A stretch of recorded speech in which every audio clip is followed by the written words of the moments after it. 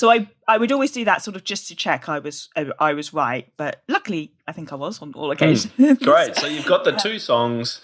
You then, depending on the student, you would get them to analyse and work out the chords. Yep. See that they're similar, and then step, what are we up to, 4-ish, you would work on the transposition. So you choose one of the keys to stick with and you transpose the other to match. Great. That's it. Yeah, exactly right. Exactly. And then some of the students need a little bit more help than others, obviously. But in most cases, I wanted to get to the point that they worked it out and they realised it was the same thing, so that they had that light bulb moment, rather than me going, hey, these two songs have the same chord progression, let's mash them up. Although in a couple of cases I did that because I knew that they would need, again, it all depends on the individual student. Hello, everyone, and welcome back to the Topcast, your home for inspiration, ideas, business, and teaching strategies to help support your teaching and grow your studio. My name is Allie, Topcast show producer, and if this is your first time here, thank you so much for tuning in. Today's show notes and a full transcript are now available at topmusic.co/episode 250. In today's episode, we have Rebecca Singerman-Knight, a piano teacher based in Teddington, southwest London. Rebecca worked in the corporate world for 15 years before leaving to set up her own private studio. She tailors her teaching to her students' specific interests and provides a varied musical experience in her lessons. Welcome to the show, Rebecca Singerman-Knight. So great to reconnect with you. Hi, Tim. Thank you so much for having me. I'm really excited. Now, you've written a few blogs for us. You've done a number of reviews and things like that. And we got the chance, I'm thinking the last chance we had to catch up in person, we grabbed a coffee, didn't we? We did. I can't even remember where it was. It was Vauxhall type area in South London. Yep. Yes, and it was a miserable February day. It was miserable. I was over for a conference or something. Lot. Yep. and that would have been 3 years ago, my guess. At least. You were over here for the Music Expo, I think. That's right. Was that right? Yeah. You were over here for the Music Expo, and I just shot you a message and went, hey, if you're around, let's meet up for coffee. And which is it was exactly, lovely to see you. Yeah, and it's exactly what I love doing with our members. I should mention Rebecca's one of our long-term members, been a member for 3 or 4 years now. And we'll talk a little bit more about TopMusicPro in a minute as well. But I thought it might be good to start with a little bit of background. Can you tell us, where you are firstly? People will pick that up by the accent, I think.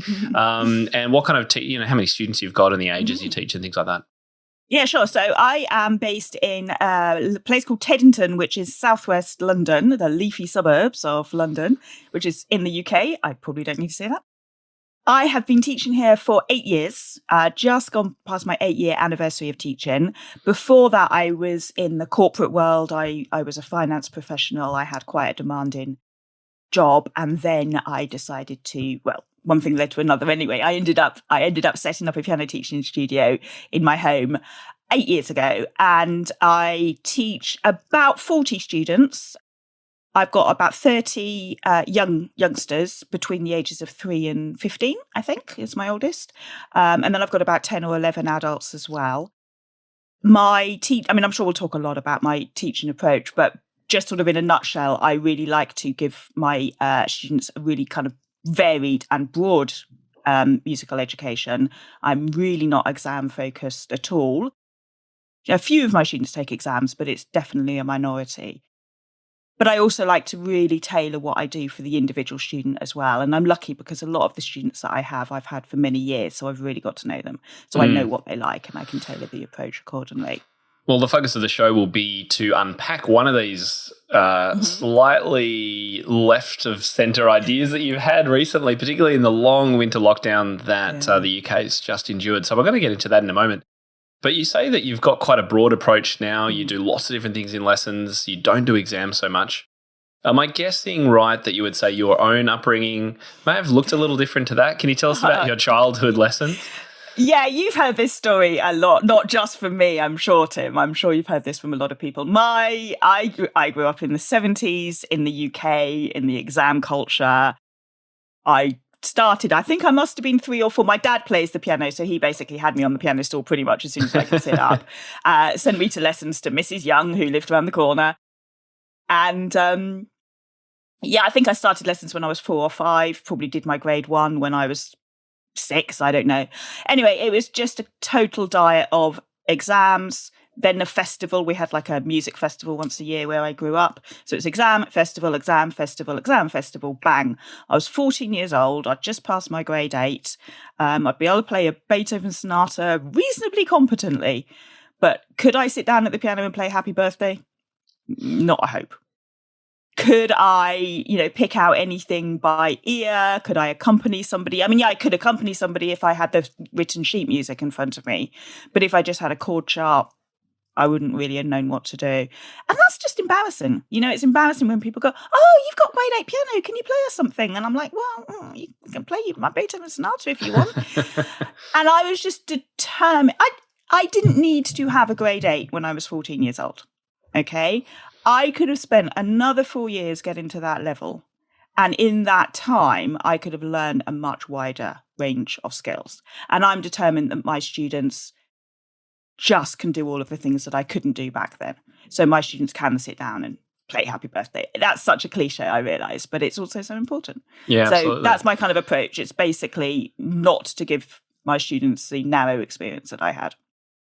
So had you already started investigating slightly more creative approaches before you joined Top Music Pro membership, if we can take you back those 4 years ago or whatever it was? Yeah. How was your teaching looking then? Yeah, I mean, when I first started, like a lot of teachers who start out, probably particularly teachers who come from another career, who don't go through the kind of conservatoire sort of route, I was very kind of reliant on method books, I guess, in the early couple of years.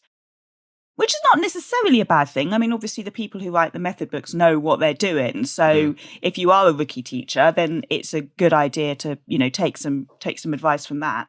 But I found that, with some exceptions, you can't. It's more difficult to tailor it to an individual student. There's less creative things. It's much more focused on this is how you read music. Mm-hmm. And it goes in this order and don't deviate. Exactly. Mm-hmm. Yeah, exactly right.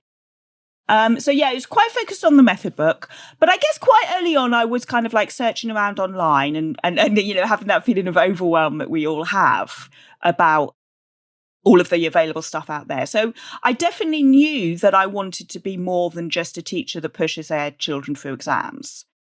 But I don't think I had the confidence early on, either in how to do that, or whether or not that was the right thing to do. Because again, as you know, if you grow up in the UK, and I think it's the same in Australia, it is such an exam-focused culture. So, as soon as you start talking to anybody about, playing a musical instrument, it's always, well, what grade did you get to? What grade are you? It's like, that's just the vocabulary that we use. And I just don't care about that stuff very much, It's also the way that parents judge the success as well. Absolutely. And that's not through any fault of their own. It's because they don't know any other way. Right. But I guess from my experience of knowing that a grade 8 pianist doesn't necessarily mean you can sit down and produce this wonderful stuff, because that was me when I was a teenager. I guess it means, a grade 8 pianist doesn't mean very much if you haven't got the rest of it. If you haven't got the wider sort of thing. Yeah. So I guess it was about the confidence of being able to actually kind of express that and say, no, this is who I am and this is the kind of music education I provide, and it's kind of take it or leave it. I didn't have that confidence.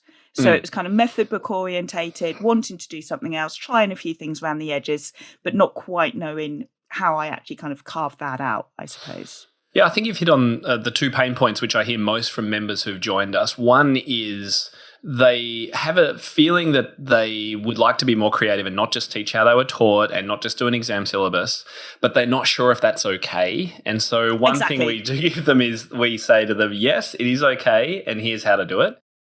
And the second pain point is, well, even for teachers I hear who have played in churches, let's say they read lead sheets, all those kinds of things, it's how do I actually teach this? What's the structured framework that will get this point across to students? And that's the other half of the equation I think we provide when it comes to pedagogy. Yes, absolutely. And one of the things, we might come and talk about it a bit later, but one of the things that I've really picked up was the Forrest Kinney course. Obviously, the lead sheet course. Lead sheet course, yeah, absolutely. And that was definitely one that I've learned a lot from. and, use a lot with my students. Oh, that's great. So yeah, it's things like that have just been fantastic. Of course, the 4-chord composing, it's kind of iconic, my isn't favorite it? iconic course. Yeah, that's true. Yeah, it really is. But they work together and build on each other, those different kind of programs. Totally. Because you can take that, you can take the blues, you can take the pop song course. So let's come back to some of the other features that you've enjoyed inside the membership later on, because I want to talk about this very cool stuff that you've been doing with your students. And you've called them Lockdown Mashups, which I love. Uh-huh. What a cool name. Yeah. Right. So, look, your winter was obviously horrendous for just being stuck inside. I mean, it is miserable. We had the same thing here. How did you and your students cope during that time? Yeah. Well, obviously, it's been a horrible time for everyone. So I guess looking back to the start of the pandemic, we, like the rest of the world, went into lockdown for the first time last March, so March 2020. And I mean, I think at that time, it was so shocking for the world. Just the fact that I was able to continue the teaching on Zoom and maintain some kind of normality was good. And there was an element of a novelty about it. Obviously you're trying out new things, you're learning new things about how to teach when you're doing it online. So the first lockdown was tough, but they would, like I say, a novelty. I got my students coming back sort of July, August, September. I mean, obviously there was a summer break, but after the summer break, most of the students were coming back. And then obviously COVID started kicking off again. We had a month-long lockdown in November, which was grim. But it was just for the month. So it was very much kind of just, ticking off the days until I could see them again. And then December was very, very grim. I don't know if you heard about it over here, but it was getting up to Christmas and there was the new variant, the Kent variant it was called. We've had a number since then. And literally, about a week before Christmas, they said, actually, guys, you have to cancel all of your Christmas plans. You just can't see anyone. There could be no house. I remember hearing, I mean, it was difficult for a lot of people. I mean, it was difficult for everyone. And then, come January, it was back into lockdown and it was kind of indefinite. And I think everyone knew it was going to be, it was months, not weeks. And as you know, Tim, because I think you're from the UK, January in the UK, it's not fun. It's miserable, isn't it? It's so miserable. Dark and cold. Yeah. Right, you don't see daylight. I mean, it gets light at about 8:30. It's dark by 4. It's just a miserable time. And just to be facing that, what was going to be months of lockdown was tough. And by that time, I wasn't enjoying the online teaching as well. It's nowhere near as fun doing it face to face. You can't play duets with them. You can have a laugh. I mean, it's certainly better than nothing, don't get me wrong. But so I was determined that I wanted to do something that was just fun, just take the pressure. I mean, I like to think I don't put a lot of pressure on my kids anyway, but, just take the pressure off and really kind of orientate what I was doing to what they wanted to do. So the first thing that I did was I just said to all of the parents or all of the kids or the parents, I want you to create a top 10 or top 5 or top 10 playlist for me. Do it on YouTube or Spotify of your favorite songs, stuff that you love to listen to. And I had a bit of an ulterior motive because I'm always very aware that I don't really know a lot about what the kids are listening to these days. It's really difficult to kind of, keep track. So I thought, well, this will be a good way into finding out more about what they're listening to. And, I can pretend I'm cool and stuff like that. So it was a bit of an ulterior motive for me. But then anyway, so from that, so they all sort of sent me in their playlists and I had great fun. What I did is I created like an Uber playlist on Spotify, which I would just listen to kind of on shuffle, just to kind of get, a lot of the stuff I knew. It was quite interesting to see how much of it was from my era, isn't that interesting? Do you find that as well, Tim? Yeah, it depends on the student, hugely dependent on the student and whether their parents listen to music at home out loud of their genre. And so some students who get that experience love the 80s music, even Beatles and 70s and things. Yeah. And then the students whose parents don't do that so much, they tend to like the modern and the rap and that kind of stuff. That's what I find anyway. Yeah. No, that's very similar. But I was surprised, I think, about how many of the stuff that I remember. And I was like, oh, okay. I remember just before Christmas, one of my students was desperate to learn Wham's Last Christmas. And he's 12. Amazing. And I was like, okay, fine, let's do it. Anyway. So, and then I started thinking, well, what am I actually going to do with those? Because it wasn't just a question of we'll pick one and learn it. I didn't want to just go down that route of just learn it. So which is something that teachers can do, of course, but you've and now in some gone, cases I did. Oh, we can actually do something more cool here. Well, what I decided to do, I didn't do this for every single student, but I did for quite a few of them, was actually go through their songs, analyze the chord progressions, and then identify 2 or 3 of their songs from the playlists which had the same chord progression. Not necessarily in the same key. In fact, probably, not in the same key, because we'll come to that, but had the same, what is it, 6-4-1-5, 1-5-6-4. Yeah, so basically found 2 or more that had the same chord progression, and then together with the students, we worked on a mashup. So basically intersecting the 2 pieces, putting them together to create a mashup. Yeah, So and by mashup, do you nutshell. mean a medley where they would play one and then the next one, or one where they would kind of try and literally combine the 2 together somehow? Oh yeah, no, sort of combine the 2 together, so it would be like go from one to the other. Right.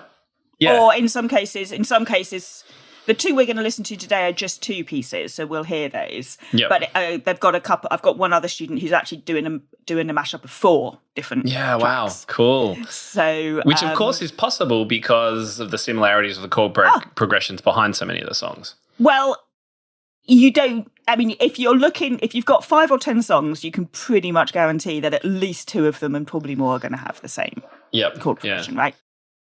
I don't know if you follow. I follow Rick Beato on YouTube. Beato. He's got like 3 million subscribers. It's insane, and he's a musician.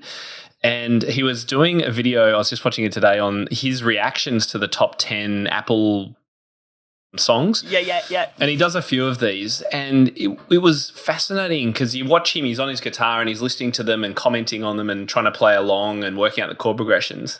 And for at least 2 of the songs or 3, he started playing another riff over the song, which was like, it was a Sting song. And then he started singing along Toto to some new song as well. Yeah. Exactly the same thing as you're talking about, using the same chord progressions, and the number of them that intersect is quite remarkable. Well, of course, the kind of, I guess, the iconic one is the Axis of Awesome 4-chord song, right? Yep. So that, and I remember when I first came across that when I had just started teaching, and that was like, that's what I want my kids to understand. Yes, that's right. Exactly what I want my kids to understand that, and to be able to hear it too. And to be able to hear these songs and go, that sounds familiar. Why does that sound familiar? Well, probably the chords are similar. 6-4-1-5 or whatever it is. Yeah, exactly right. And, because I didn't have a clue about any of that stuff when I was their age. So, obviously, I mean, that thing, saying that, a lot of the songs that kids probably do recognise, but it's a little bit dated now. And knowing a little bit about the harmony and the theory behind it, I think that's where what you're doing with your students and what I love talking to teachers about is this gives them so much depth of understanding that they cannot get from a theory book or just playing written music. When they start unpacking and analysing these chord progressions, they learn so much at such a deeper level. Right.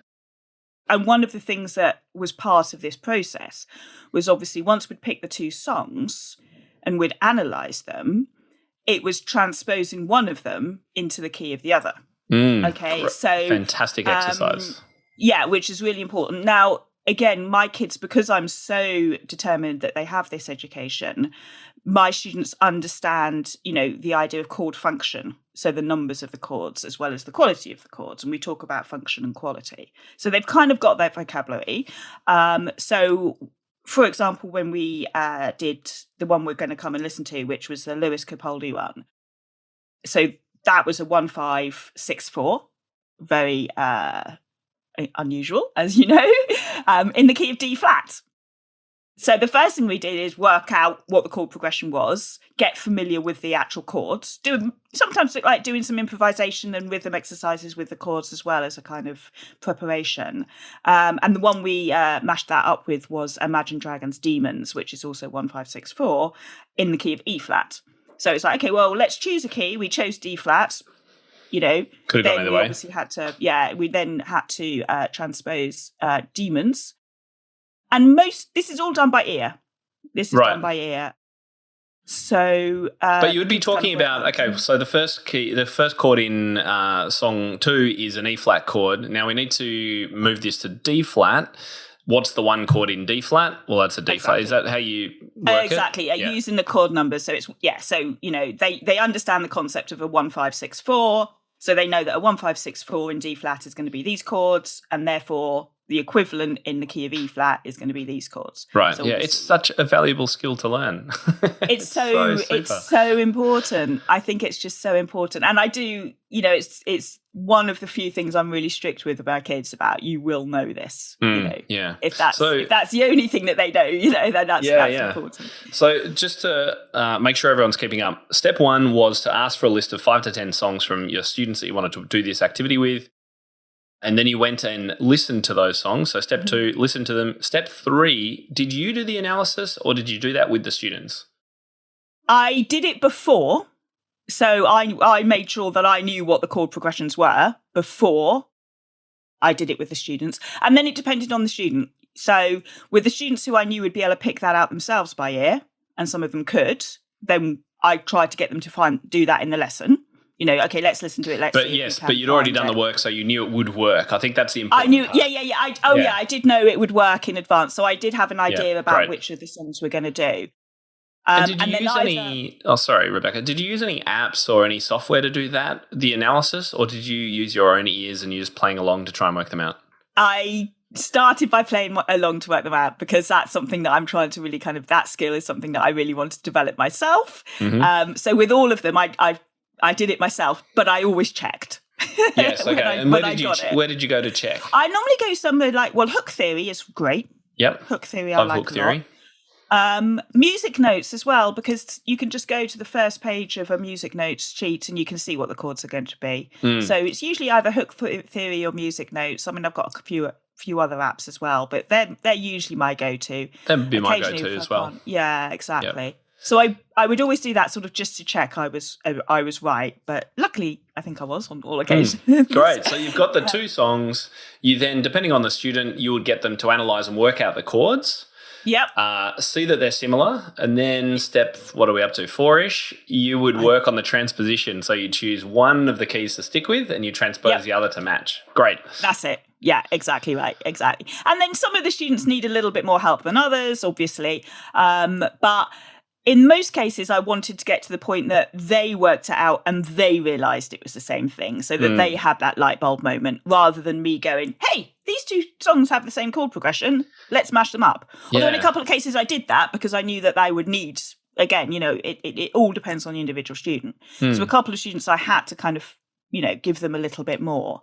Yeah, you could say to them, I'm so excited about these songs that you've got. I think these 2 are pretty similar. What if we work out the chords? We may find that they match. Yeah, exactly. So you could do it that way, I guess, but knowing full well that they do in your mind. Yeah, exactly right. Yeah, great. Exactly right. Yeah, I mean, and then, like I said, it was again, all of the individual projects were slightly different. But it was then just a question of okay, at what bit we're going to, which song are we going to start with? At what transition point are we going to go into the next song? Mm-hmm. And then at what transition point are we going to go back again, and so on and so forth. And then I suppose the final stage is kind of finessing it and talking about some left-hand patterns.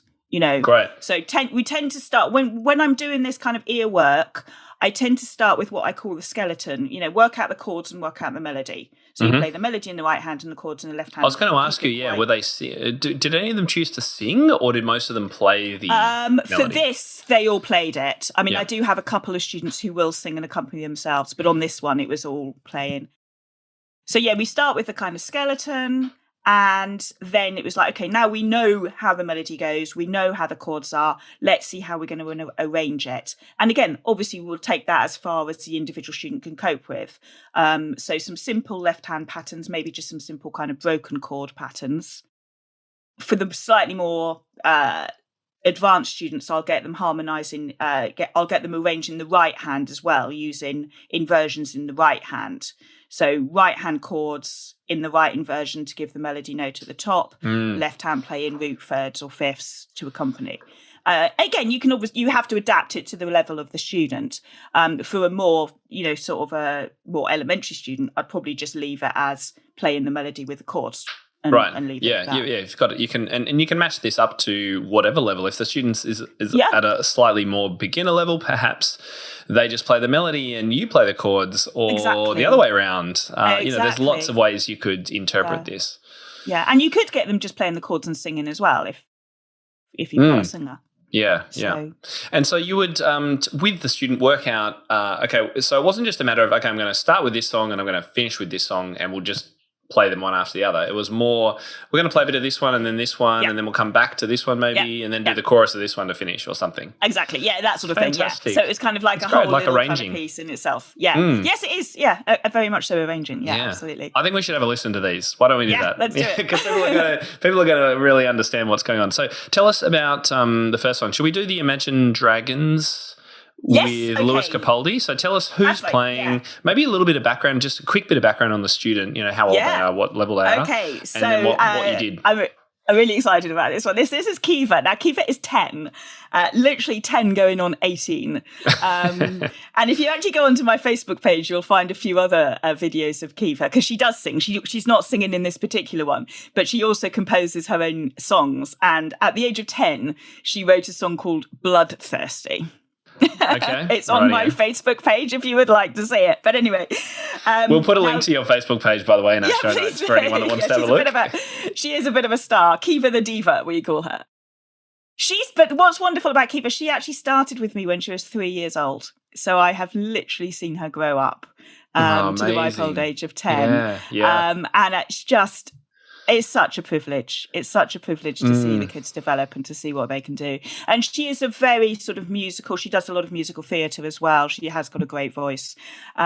She's a very confident performer.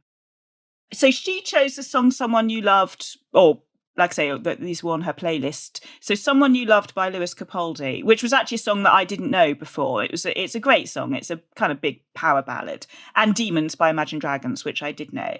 And they're both in the key of 1-5-6-4. And what you'll see how they if you know the songs, you'll see how they sort of interleave. And you'll also notice that she's got some quite simple broken chord patterns in the left hand that she uses, just playing the melody in the right hand. Fantastic. Well, let's take a listen right now.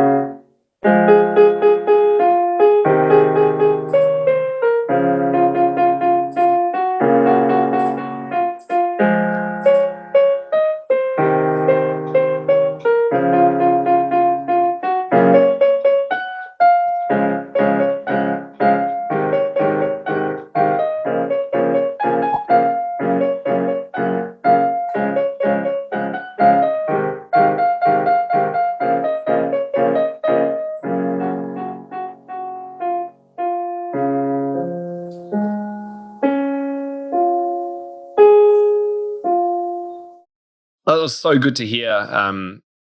That must have been so much fun, Rebecca, to put together, because you can really hear that. I mean, she's obviously quite passionate about this style of playing. I mean, it wouldn't necessarily work for someone that really wants to do classical approach or whatever. Like, you might not want to force this on them, but for someone like Kiefer, obviously she's really at home with this style of playing. Had she done this before?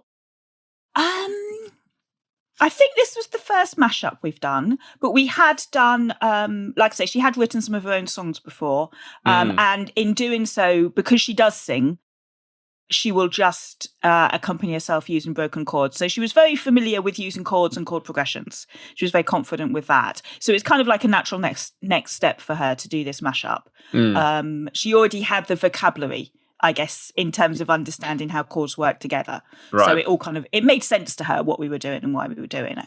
Yeah. So tell us about, we've got one more to listen to, and this one's a mashup of a piece that everyone's going to know because all piano teachers have to teach it if you've got an early intermediate. Oh, would it be early intermediate? Late intermediate kind of level piece. It's River Flows in You. Yeah. River Flows in You by Yuruma, mashed with Faded by Alan Walker, which isn't one that I can I've probably heard it, but I can't think of it by name. You will have heard this one. And again, it's actually very popular with my students. Now, this is Dan. And Dan, again, he's 13. And he also started with me. Well, he was 5, I think, when he started. So again, both Kiefer and Dan are long-term students. And as I say, such a joy and privilege to see them develop.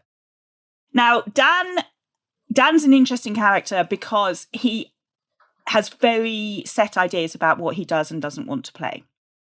And he's, as we'll see, he's very, very talented. But he will only put in the effort if he wants to play something. But if he wants to play it, he'll put in a lot of effort. Sounds like me when I was his age. Yeah, well, could well be. And at the moment, he's at that very dangerous age, I think, for piano students, that if he was forced down an exam route, he would quit. Right. Undoubtedly. He just wouldn't go for that. And I remember about 3 years ago having a conversation with his parents who were starting to say, should we put in Dan for an exam? He did do a grade 1, actually. He hated every minute of it, but got an amazing mark. And I just said, no. I was confident enough to say this to him. I said, at the moment, we just need to keep Dan at the piano. For the next few years, the only priority is keeping Dan at the piano. When he's 15, 16, 17, 18, he might decide he wants to do exams. He might decide he wants to take something seriously. He might decide. My dad keeps thinking he should be learning Chopin. He should be, but I'm not going to force it down his throat. He'll do it when he's ready. So at the moment, I'm led by Dan because I just need to keep him playing. I think that's such an important. Yeah, it's such an important approach, or at least flexibility and openness to an approach to have for students who are entering that early teen, that 12, 13, 14. It's so crucial because that's the time when if we do it right, they'll start to form an identity that they are a musician, they're a musical person, and absolutely. Dan's that cool kid. His friends will know that's the cool kid that can play on at assembly, and there's a piano over in the corner. Let's play something, Dan. Come on, it was Dan, wasn't it? It is Dan. Yeah, absolutely. 100%. It's so important. Those 2 to 3 years, you've hit the nail on the head.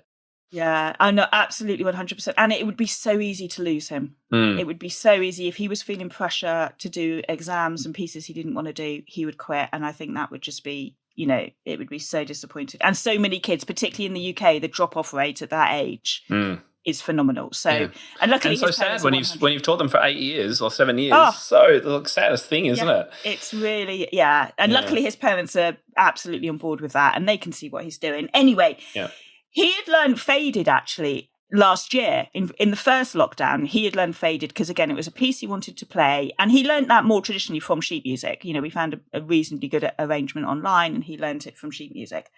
And then I thought he would like The River Flows in You because it was his style. And it was only after that I'd played it for him and he'd said, I'd be happy to learn that I realised it was the same chord progression. Amazing, yeah. As Faded. Now, Faded was originally written in G flat, and he did play the original version in G flat, so he could already play Faded pretty fluently.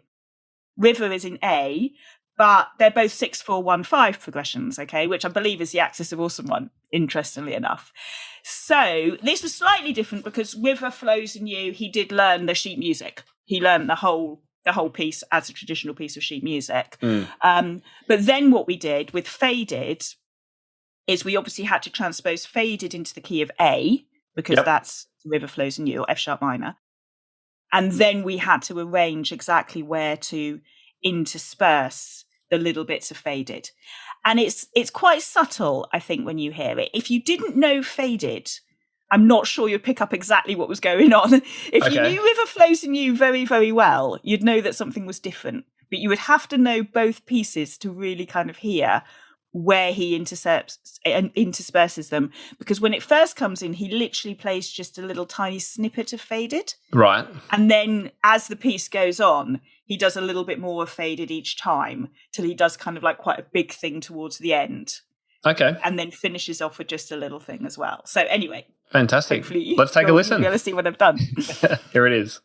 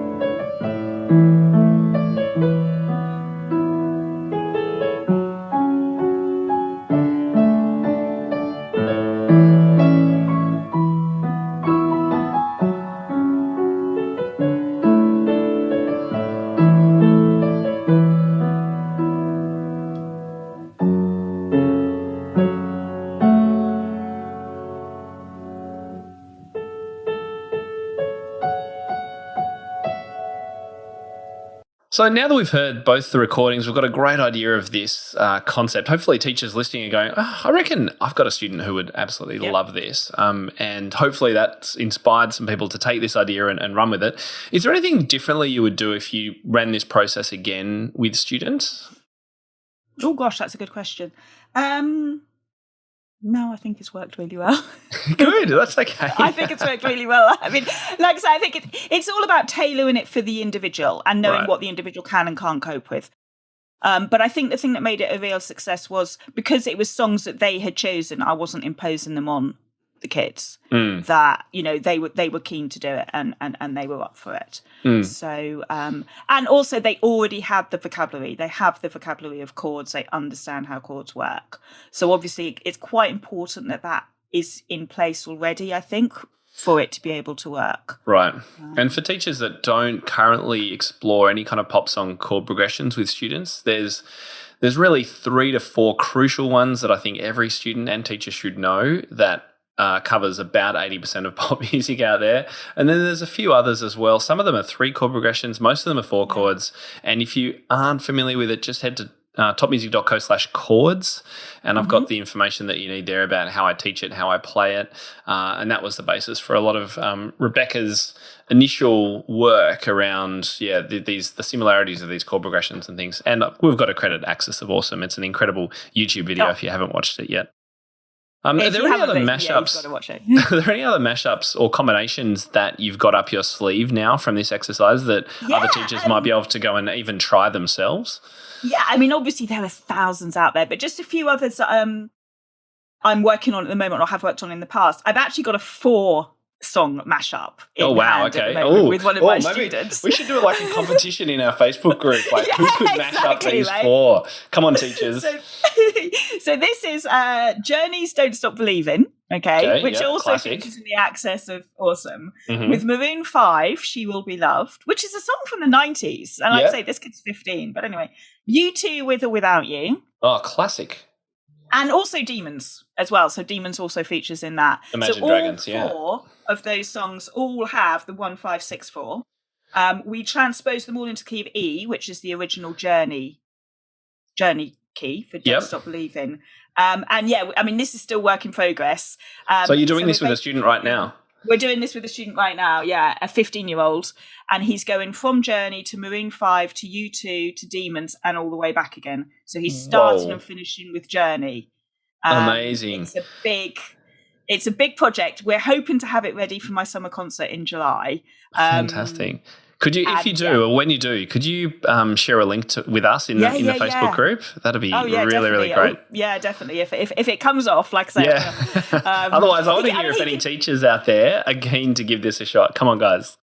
Another very quick one, which again, I actually did a few years ago, just as a one-off back then, which was Shotgun by George Ezra and Castle on the Hill by Ed Sheeran.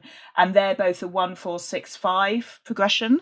One's in the key of F and one's in the key of D. So they're quite simple keys. So you can choose either of those. That was another one I actually did a few years ago, just as a little one-off exercise with a fairly early beginner student, actually. So it was quite a simple, just chords in the left hand, melody in the right hand, nothing too fancy. But That's again, great. He loved it. So any other tips for teachers? You've mentioned, obviously, being flexible and making it appropriate for the level of the student. Do you have any other tips of things that you've learned that other teachers could learn from?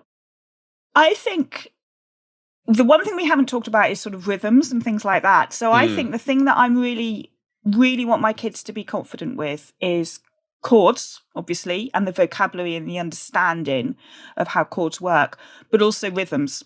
Because particularly if they're wanting to play a lot of this more kind of difficult contemporary music, being able to kind of look at a rhythm and analyze it and really break it down is really important as well. So I've done some work on that also with the chord progression. So I'll quite often have some rhythm challenges. You quite often see rhythm exercises, here's the right hand, here's the left hand, clap along. Well, instead of clapping along, I'll get them playing chord progressions. So left hand plays roots, right hand plays chords. We'll arrange the chords in inversions that work well. So we'll experiment with different inversions. Then they work on rhythms. When they've got that, put on a backing track, iReal Pro. They love it. And again, they're learning so much, but they're having fun in the process. And that was something else that I did from the top 10 songs. I picked some chord progressions and used those for some of their rhythm practices. But I would say just make sure that they've got a good vocabulary and that they understand their chords. And you can do that really early on. You can do that with the little ones with left-hand fifths. You can get them harmonising Mary Had a Little Lamb when they're 4 or 5, using just chords C and G. They can transpose it well. Now let's do it in G. You can start them really, really early.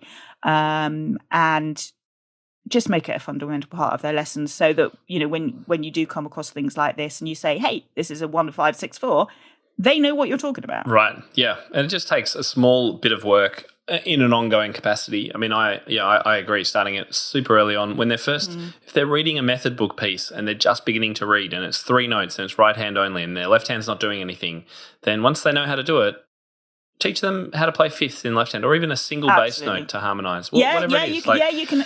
I mean, I've got a 4-year-old doing harmonisation with single bass notes. I call them the chocolate sauce notes. Why? Because you have like the melody. You say to them, look, do you like ice cream? Yes. Yes. That'd be a weird kid that didn't say yes to that. I have got a weird kid that didn't say yes to that, but that was another story. Do you like it with chocolate sauce? Is it even better with chocolate sauce? Yeah. So you've got the melody, which is your ice cream. Mary had a little and you've got your harmony, which are your chocolate sauce notes. You're making it even better, right? I like it. Really, really good. And maybe sprinkles like the chords in the left hand if you can do it. Yeah, that's a good one. or the flake that's stuck in the top. Exactly. You can take it. Rebecca, thanks heaps for unpacking this with us. I think it's a really doable and, super creative, but also really pedagogically sound activity that you can do with students that uses music that they love and teaches them about harmony and chords. So really appreciate you sharing that with us. I'd love to finish by taking just a quick look at your experience of being a TopMusicPro teacher, because you've been with us for some time.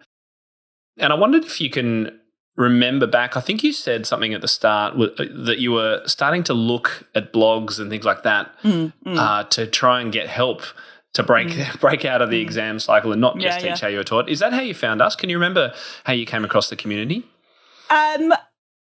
Well, I knew about you before you set up the community. So I would have found you by just doing the internet searches. I can't remember exactly what led me to Tim Topham. But so in those early days of teaching, and I'm sure loads of teachers have experienced this, it's just overwhelming. You go online and it's overwhelming. But luckily, before I became completely overwhelmed and switched off, I had found some of your videos. Now, this was before you set up the Inner Circle. Got it. So I think it was when you were still teaching yourself in school, but you were doing this like as a little sideline. Yeah, it probably would have been, because the community was 2016. This would have been back in 14, 15. Well, I was going to say probably 13, like 14 when I was blogging, sort of thing. That's when I started teaching. So I started teaching in 2013. And quite soon, I'd obviously come across you somehow. And I'd watched a few of your videos, which I just liked because it was just exactly what I was looking for. And, I just thought you had a really kind of good approach. And I think you understand kids. I think too many people doing these kind of teacher things outlined don't always understand kids today. And you clearly did. Yeah. And I didn't teach a studio full of, 8-year-olds who are doing their diplomas and stuff. I mean, I'm a realist. I'm a real teacher. Yeah. Exactly, and that's exactly how I am. They want to practice and they want to watch movies all weekend, and exactly right. That. So it was quite like clearly you were kind of like on the same kind of page as me. And then you did your piano pop. Was it piano pop flicks or piano? Yeah, flicks piano flicks series. That's right. Yep. And that was the end of 2014. That's right, and I bought that because you charged for it, which I think you should have done because it was extremely good content and very, very well worth it. And again, used loads of stuff from that, used loads and loads of ideas from that. So when you set up your Inner Circle, the only reason I didn't join it straight away is I had joined a similar kind of group in the UK, which I won't name. So I didn't want to join two, not really through financial reasons, just through time, because I was very much limiting myself to who I would follow at that stage, because you can get overwhelmed. So I think after about a year, I decided, right, these are the people online that I will pay attention to because I know that they're going to give me what I want. And I'm just not going to look any further unless they're recommended. So through you, Tim, I've discovered Daniel McFarlane, and I love his stuff and use his stuff a lot. Samantha Coates as well is somebody that I've discovered through you, and she's amazing. Awesome. She is. Absolutely. Everyone loves I would Samantha. love to meet her at some point. That, just as an aside, the talk that she did at your conference, which I didn't go to but I saw online, when she compared reading Hebrew to reading music. Yes. Oh, it was just brilliant. I was learning. I mean, I'm learning Hebrew at the moment as well. So it was like my two worlds were colliding at that point. And I just thought, that is absolutely brilliant. And a small aside, if you do want to see this presentation by Samantha Coates, who is one of the best presenters in music education, she really is. We've got it inside the Top Music Pro Academy. So just become a member. You can watch it. It's brilliant. I mean, join for that. I mean, it's 10 minutes, but I mean, it's worth it. It's just so brilliant. So that, and I just made that decision, and I'm sure I'm missing some brilliant people out there, but I just don't have the time to kind of absorb it all. So I know that what I get from you and the people that you recommend are going to be the stuff that is really suited to my particular teaching and what I want. So so I joined, I think, about a year into it. That sounds right. Yeah. And haven't looked back really. And I would say, Tim, that I don't use the membership to its full. I don't have the time to use it to its full. I know there's stuff there that I haven't had a time to kind of delve into and look at. And because, I have a busy life, I have other things outside of my teaching. But I still really value the membership. I mean, it's an absolute must have. Yeah. I'm really glad you brought that up, Rebecca, because we do have teachers who sadly leave us and they say, there's too much, I don't have time and all this kind of stuff. And what I try to encourage teachers to think about is that memberships like mine are more like a supermarket, I think. You would never walk into a Tesco's, nice UK reference, or a supermarket. I think you're a Waitrose, Tim. I think you might be Sainsbury's. You'd never walk into a supermarket and go, oh my God, there's too much stuff here, I'm getting out. And so thinking about it more as, what do I need right now? And that's what we go into a supermarket for. Okay, I need some eggs, I need some cereal, I need some milk. Yeah. In the membership, okay, I've got this challenging teenager, I'm going to watch the teenager course. Or I really need to know something about chords, I'm going to download these chord lesson plans. So I think I'm glad you brought that up because it's a super important point about, yes, there's a lot of stuff inside our membership and that's a good thing, but just make sure you're going in there to find what you want. And if you're not sure what you want, then ask us and we'll help you. And I mean, there will be weeks where I don't go online I don't go into the. I still get confused whether it's in a circle. I'm sorry, or Top Music Pro. Top Music Pro. We'll let you off because you've been a member for a while. You can cut that bit out if you like. But there will be weeks where I don't visit it because I'm either too busy or I don't need it. But I do know it's there. And then absolutely right. When I need some inspiration, I keep meaning to go back to the GarageBand course. I did watch the GarageBand course and I kind of poked into that, but that's something I keep meaning to go back to because I really want to use that more. There you go. So it's I on know the shelf. There are things it's there waiting that for are, you. That's it. Yeah, I know there are things there that I want to, that I want to explore further. But yeah, I mean, it's a no-brainer for me that it absolutely suits my style of teaching and I've got so much from it. Oh, thank you, Rebecca. It's great. For teachers, some teachers are reticent about investing in their professional development. And so what would you say if they're on the fence a little bit about, is there a way that you toss up the investment versus what you get from it? Well, this is where my finance background comes in. Oh, good. Do tell us. Yeah. I mean, you just have to look at it in terms of what is the equivalent amount of teaching or the equivalent number of students that you need to get to pay back your membership. And I don't know the exact maths, but if you say, for example, that membership costs whatever it is now, 300 quid, that's UK sterling. Yep. How many hours of teaching does that represent? Not many. Yeah, probably like 20 hours of teaching. Mm-hmm. Okay. Which is one student for half a year. Okay. And I think if you join Top Music Pro and you get some ideas, you are either going to keep a student you would have otherwise lost, or you're going to attract a student you might not have otherwise attracted. And you only need to attract one, and they only need to stick around for a few months, and that's your membership paid. And it's basic payback. So it's really a no-brainer because you will get that money back. You will, because you'll retain students or you will attract students. Love it. Thanks, Rebecca. That's the way I look at it in terms of, anything that I spend is what does that represent in terms of number of students or hours teaching, and is it worth it? And it's like, yeah. Thanks for saying all that. It's great to reconnect with you, and hopefully we'll be able to do it in person again when these borders open and we're allowed to travel and all that kind of stuff. Yeah, exactly. They haven't they're not talking about it until 2022 now at this stage. I mean, we're becoming a bit of a hermit kingdom down here. Well, not that we've got a king, but you know what I mean. Yeah, I do. Hopefully, it'll open up again queen, soon. Don't you? Yeah, we do. The queen. We do. No, you're right. Hey, but yeah, no, Rebecca, I'd love to have you back over here in London. Yeah, we'd love to come over. Quickly, where can any people find out more about you? Have you got any sites? We've got your Facebook page, I know. I've got mainly my Facebook page. I have got a website. It's a little bit clunky, but it does the job. It's just www.rebeccasingerman-knight.com.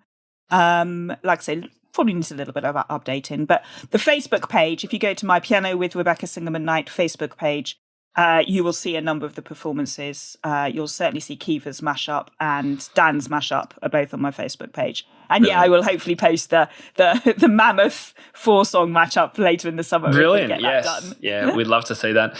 If you're not sure about Rebecca's spelling, then just head to the show notes page and we will make sure we put links to everything there. That's okay. Rebecca, thank you so much. You've got up early in the morning for us. Really appreciate you. Thanks for sharing. Yeah, no problem. Thanks, Tim. See ya. This episode is over, but next week on the podcast, we have Jamie Gibson, a multi-instrumentalist who runs a studio in Sydney. We'll talk a lot about his creativity and teaching online lessons and a collab with Juilliard in New York City. If you heard about an event, product, or service and didn't have a chance to write it down, don't worry. We list everything you've heard about in this episode in the show notes, or head to topmusic.co. I'm Allie, and you've been listening to the Topcast. See you next time. For more information about this episode and to find out how to enhance your own teaching, visit topmusic.co. You'll find everything you need for your studio, from lesson plans to cheat sheets, quick win teaching ideas, and guides on how to build your teaching business. Plus, you'll be connected to a global community of the world's top music teachers. And when you're ready, join hundreds of other teachers around the world by becoming a Top Music Pro member and get access to all our bonus content and flagship courses. And don't forget to follow topmusic.co on social media and subscribe to this podcast wherever you listen to it. That's all for today. We'll see you in the studio.